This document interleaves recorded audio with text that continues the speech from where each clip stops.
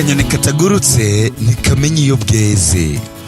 Ego bakunzi mwama mudukurikirana iminsi yose kuri YouTube channel yacu, ibintu n'ibindi ndabaramukije cyane.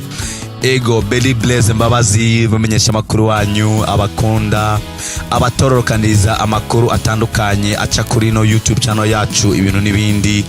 Uyu munsi nigenje kuvugana namwe mu makuru twashoye kubatohoreza, amakuru aryoshye cyane atahandi ushobora kuyakura kiretse kuri YouTube channel yacu ibintu n'ibindi.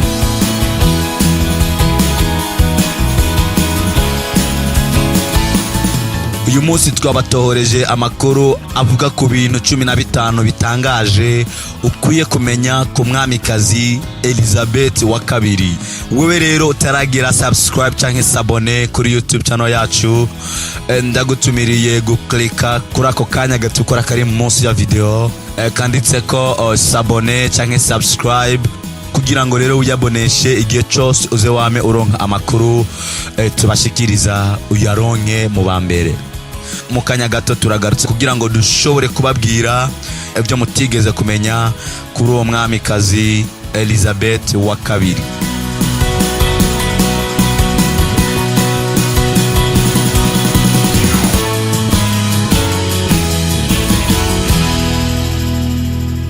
Uwo mwamikazi rero Elizabeth wa kabiri yavukiye muri Londres mu gihugu cy'Ubwongereza itariki 21 Ndamukiza 1926.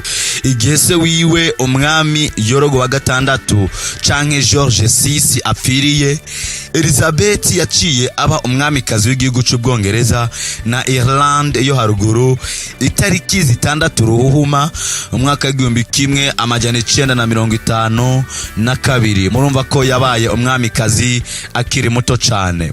Mu myaka 67 amaze ari ku ngoma, azwi nk'umuntu yagerageje guhinyanyura ubwo bwami arongoye, kandi nk'umuntu akunda imbwa zo mu bwoko bwa corgi zisanzwe ziboneka mu bwami arongoye. Muri ano makuru rero tubazaniye ibintu 15 biza kugutangaza ku buzima bw'umwamikazi Elizabeth wa kabiri. Ndagutumiriye munywanyi wa mudukurikira ibihe byose ko uhotekana, kuko aya makuru yo gucika woba uhombye inkuru iryoshe cyane. Icambere rero twashoboye kumenya mu mateka yaranze ubuzima bw'umwamikazi Elizabeth wa kabiri nuko yavutse adategekanirijwe kuzoba umwamikazi. Elizabeth naho yari imfura mu muryango iwabo, niyahabwa amahirwe menshi yo kuzoba umwamikazi, kuko imbere yiwe haza se wabo Edward yahavuye aba umwami Edward w'umunani, hamwe na se wiwe ariwe yabaye umwami George wa gatandatu. Habaye ikintu gitangaje mu mwaka 1936 igihe se wabo Edward w'umunani yemera kuva ku ngoma kugira ngo arongore umugore yari yakunze ariko yahukanye kundi mugabo, Wallis Simpson. Ico gihe se wa Elizabeth nawe aba arashikiriwe abironkeramwo inyungu aba umwami.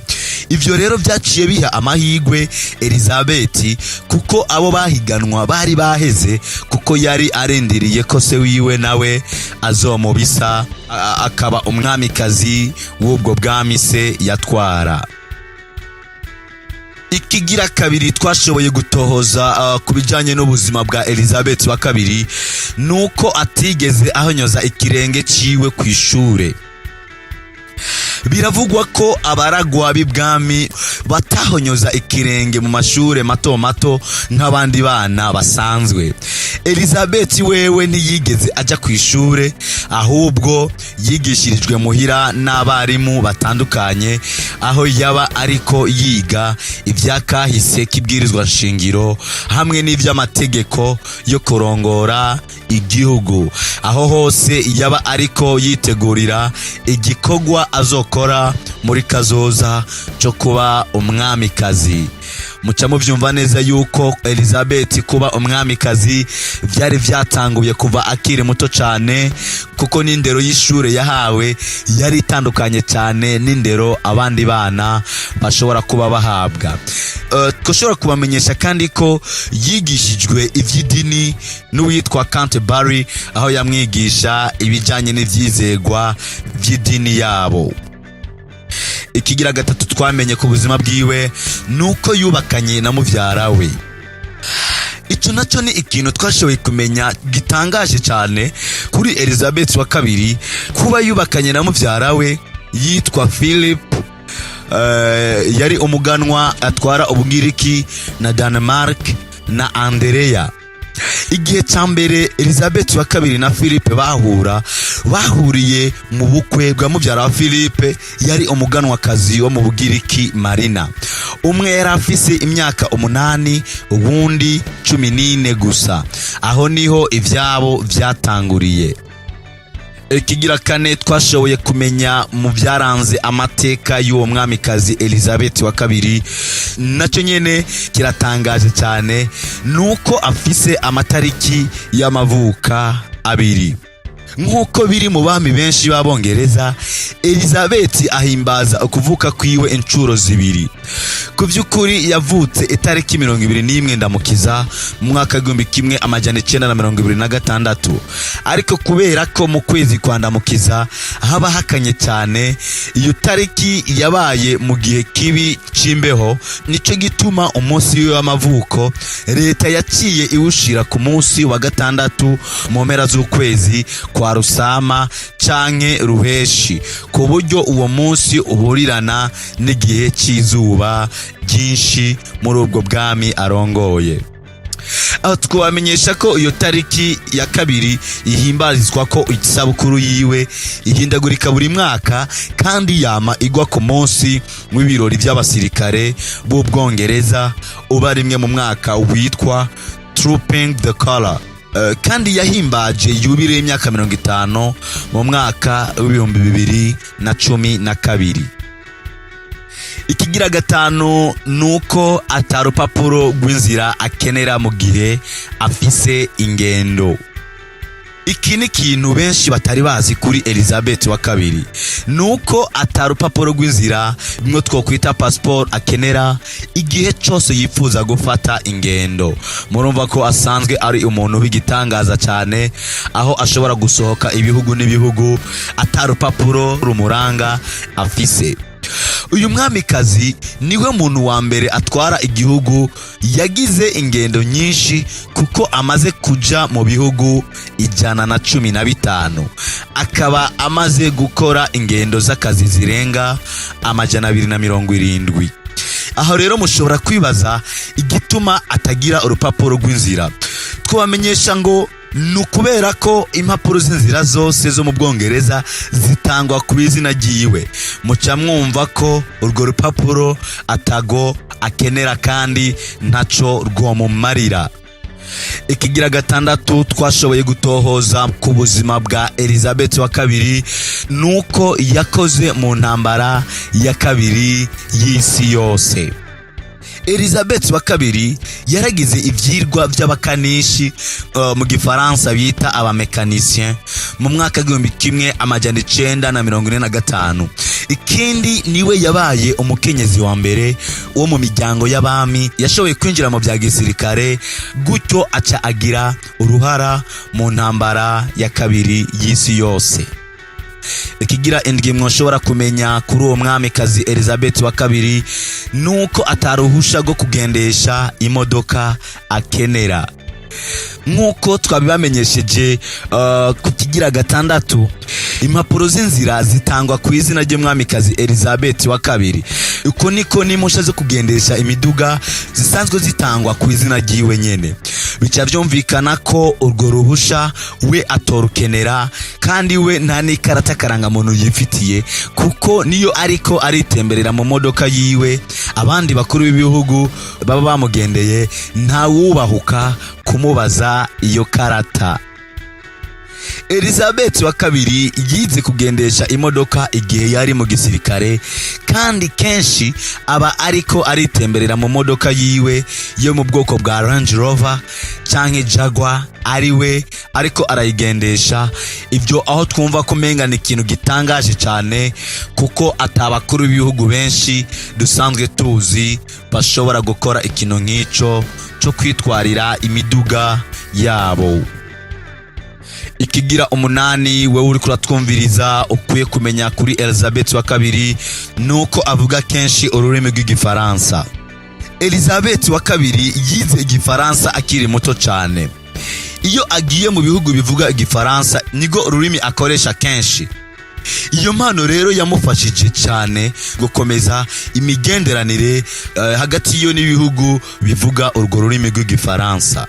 Turazi ko ubukomezi bw'igihugu ari uko bene icyo gihugu mbere n'ibindi bihugu bakoresha ururimi rw'icyo gihugu, ariko Elizabeth wa kabiri wewe sivyo akora, kuko no mu mwaka wa 2014 yarababaje abantu aho ku munsi mukuru w'igihugu ciwe yakoresheje igifaransa mu gihe igifaransa atari ururimi rw'icyo gihugu. Ivyo byaratangaje benshi cyane mu banyagihugu bari mu bwami asanzwe arongoye. Ikigira 9 twashobora kukumenyesha ku buzima bwiwe nuko ikanzu y'ubugeni bwiwe yayirishe itike yafungurirako mu gisirikare. Icyo kintu nigisanzwe kandi kiratangaje. Elizabeth mu kugura ivyankenegwa byo gukora ubukwe bwiwe, ikanzu yambaye kuri ubwo bukwe bwiwe yakoresheje amatike yarasanzwe afungurirako mu gisirikare, yongereje ayo yahawe nk'ingabire ya leta y'Ubwongereza. Muca mwumva ko yakunda cyane kuziganya kugira ngo aze akore ubukwe bw'akataraboneka, kuko nimba yashoboye gufata amafaranga yari gufungura akaziganyamwo make make gushika aho ashobora kuronka ayo kuguramwo ikanzu y'ubukwe, murumva yuko nticyari igikogwa coroshe. Ikigira 10 mwomenya ku buzima bwa Elizabeth wa kabiri ni ikijanye n'isakoshi yo mu maboko, bivugwa ko ariyo akoresha mu kuvugana n'abakozi biwe. Umwamikazi Elizabeth wa kabiri afise ubuhinga bukomeye cyane bwo kuvugana n'abakozi biwe. Aho aba ari hose aba afise isakoshi yiwe yo mu maboko, twokwita mu gifaransa sac à main. Aho rero nshuti udukurikirana ushobora kwibaza ko iyo sakoshi imufasha kubika ibikoresho byiwe, ariko siko biri na gato, kuko niyo nzira canke icyo twokwita moyen de communication akoresha mu kuvugana n'abakozi biwe. Bivugwa rero ko iyo ateretse iyo sakoshi yiwe ku meza ngo bisigura ko aba agomba kugenda mu minota 5. Iyo ayiteretse hasi aba ariko arashima ikiganiro kandi ko aba akeneye gufashwa. Ubwo rero n'ubuhinga bukomeye, kuko utari mu bantu biwe ntushobora kumenya ico aba ariko aravuga akoresheje iyo sakoshi yiwe. Muca mwumva rero yuko uwo mwamikazi Elizabeth wa kabiri no muhinga cyane mu bamikazi canke mu bami bashoboye kurongora ibihugu bitandukanye byo kwisi. Ikigira 11 niwe yabaye umukuru w'igihugu wa mbere mu kurungika ubutumwa bwa email. Amakuru dukura ku mbuga ngurukanabumenyi atubwira ko mu mwaka wa 1976 niho yarungika ubutumwa bwiwe bwa mbere mu buhinga bwa email. Ico gihe niwe yabaye umukuru w'igihugu wa mbere ku isi yose akoresheje ubwo buhinga. Ngiki kigira 12 womenya kuri uwo Elizabeth wa kabiri ni umukuru w'ibihugu byinshi cyane. Aha ruhande yo kuba umwamikazi w'Ubwongereza, Elizabeth wa kabiri ni umukuru w'ibihugu vya Australia, Canada, Nouvelle-Zélande, Antigua na Barbuda, Bahamas, Barbade, Belize, Jamaica, Grenada, Papouasie Guinea-Nshasha, Saint Kitts na Nevis, Saint Lucie, Saint Vincent na Grenadine hamwe n'amazinga ya Salomon na Trinidad na Tobago. Aho rero twobamenyesha ko ariwe asanzwe atwara ivyo bihugu, ariko siwe atwara intwaro, kuko muri ivyo bihugu aserukirwa n'abamufasha gutwara abo twokwita mu gifaransa de gouverneurs généraux bajejwe ivya politike. Ishusho yiwe rero iri ku mafaranga akoreshwa muri ivyo bihugu vyose duhejeje kudondagura.